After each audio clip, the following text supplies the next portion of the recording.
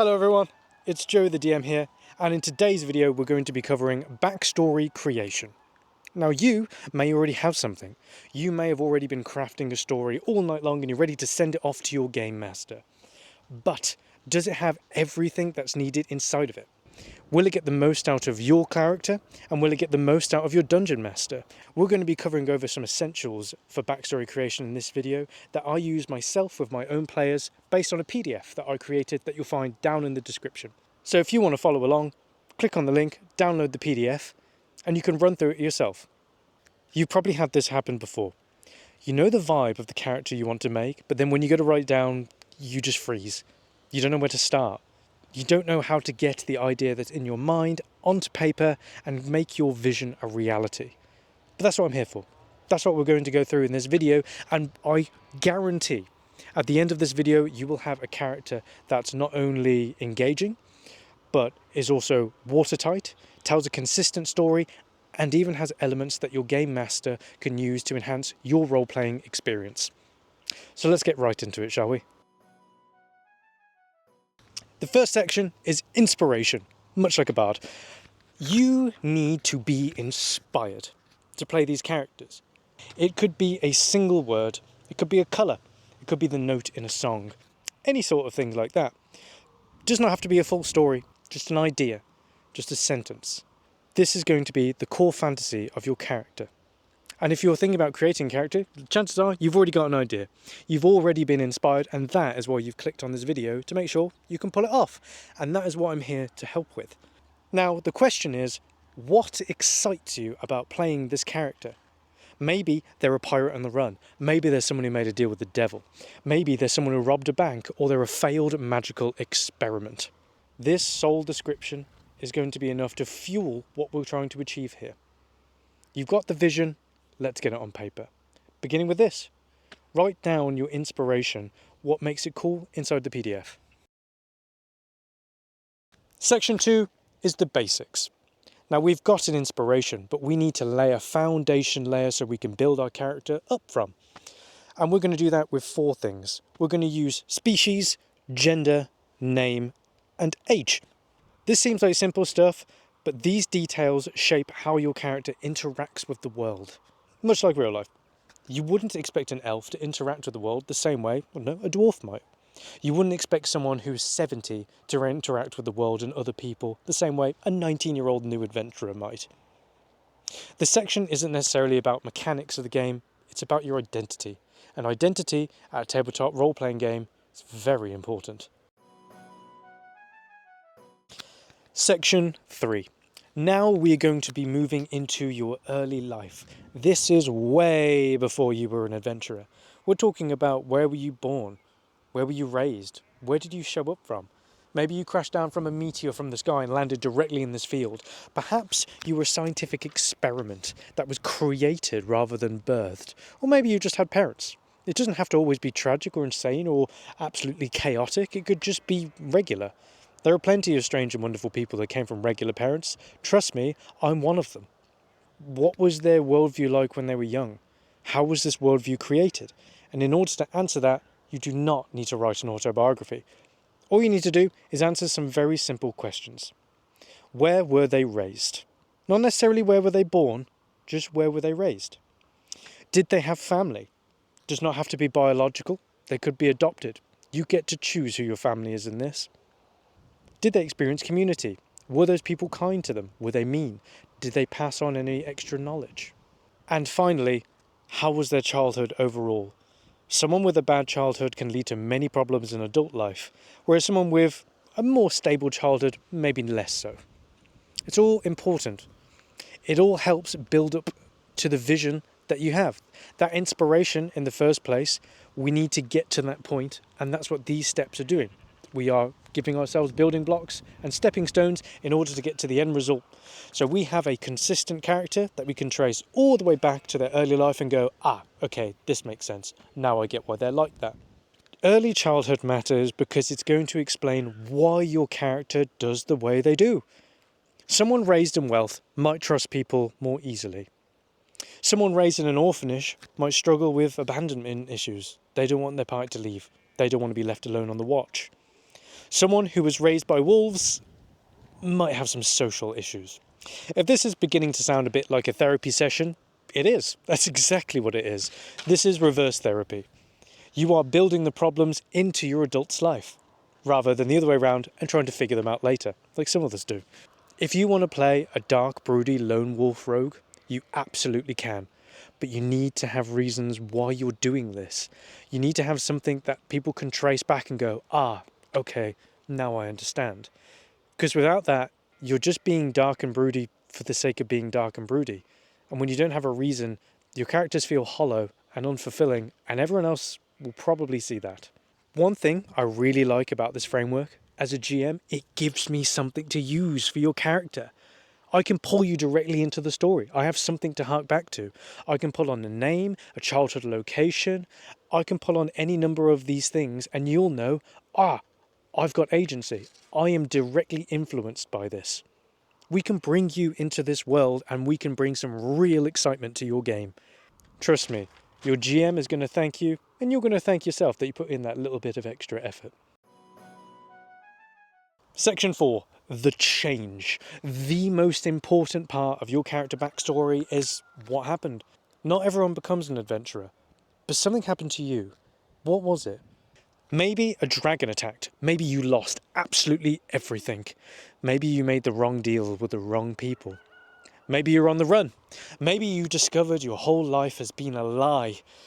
Or maybe you're going through a midlife crisis and you think, I got nothing to lose. This is the turning point. This is the moment where you stopped being normal. Section 5, the call to adventure. After the change comes the response. How does your character deal with what happened? Essentially, the question is, what are you going to do about it? Literally, what are you going to do about it? Maybe you want revenge. Maybe you're looking for a certain someone. Maybe you just need the money. Maybe you're just trying to get home, or maybe you're trying to stop something that you know is going to happen and you need to get there before it's too late. This is your motivation for being a hero. This is why you're doing what you're doing. This is why you're in the world. This is your purpose. Let's walk back a little bit to that dragon attack. Maybe you grew up in a tiny village and the dragon swooped down and wiped half of it out. Maybe you lost some friends. Maybe you lost some family. Maybe you want revenge. This becomes your primary motivation. That is why you're becoming part of the world, and that's why you are running around and doing what you're doing. Maybe that's why you're a broody, alone rogue, is because you don't want to get close to anyone as you've already lost people in the first place. You see how it's all coming together? You see how we're making a compelling character? Stick with me, we've got more to come. Section 6, first session. A lot of players forget this, but we don't want your backstory to end 6 months before the adventure really begins. Work with your GM in session 0 to figure out where exactly is this adventure going to start. What's the location? And then work into your backstory. How did you get there? Why are you there? Specifically, why and how did you get to the adventure and the starting point in the first place? Maybe you fell through a portal. Perhaps you hitched a ride. Maybe you were smuggled here. It could be any number of things, really. We just need a main reason to bring you to where the adventure is happening. Otherwise, it doesn't make any sense. If at the end of your backstory you finish in Riverton, but the story starts in Quagsmore, it's going to be confusing that why aren't you in Riverton? This is a really important step as it makes it feel like your character is naturally integrated into the world. It gives you purpose for being there in the first place.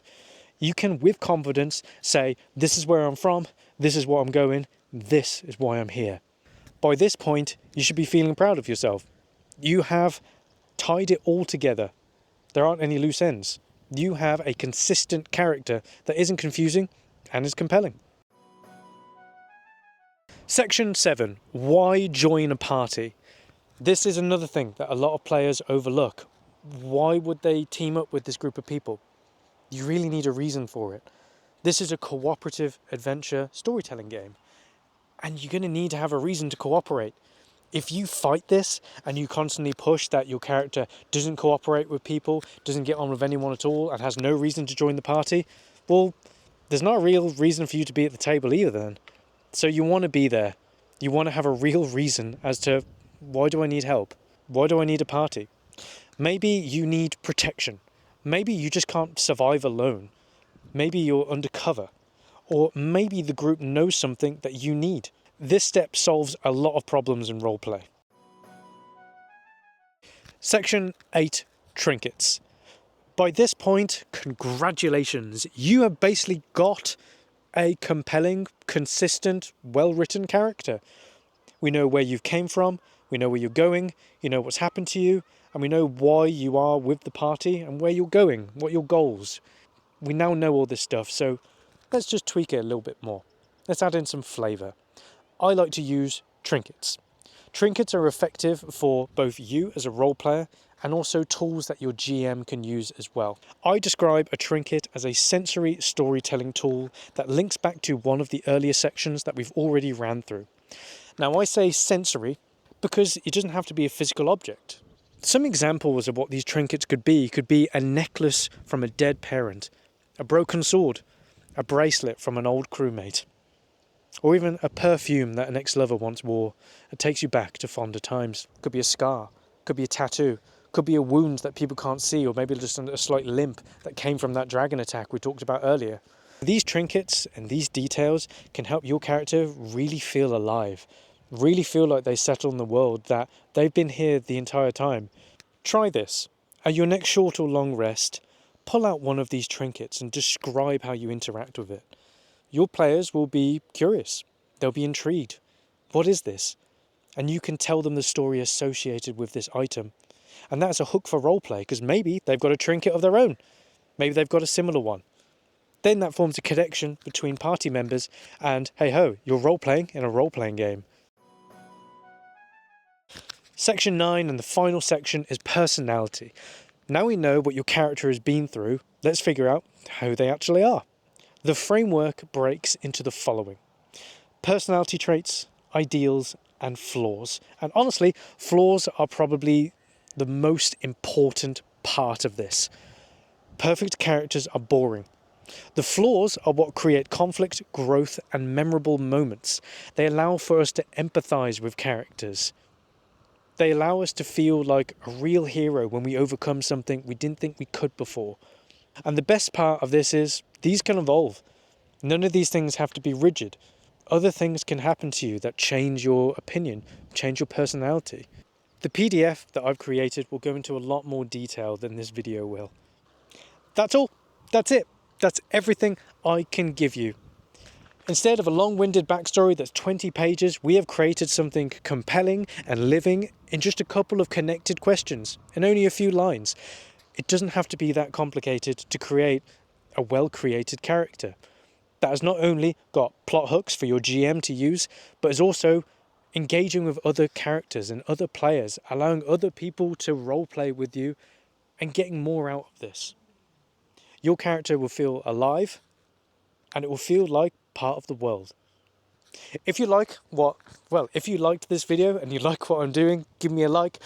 If you want to see more of stuff like this, then hit that subscribe button. And if there's anything that I've missed, or there's anything that I should expand upon, or maybe you just want to tell me the character you created, leave a comment down below. Thank you very much. I hope you found this useful. You can see links in the description if you would like me to be your GM, or perhaps you just want me to guide you through this character creator. Link to the PDF is down below. I wish you all the best in your adventure. Goodbye for now, everybody. See you later.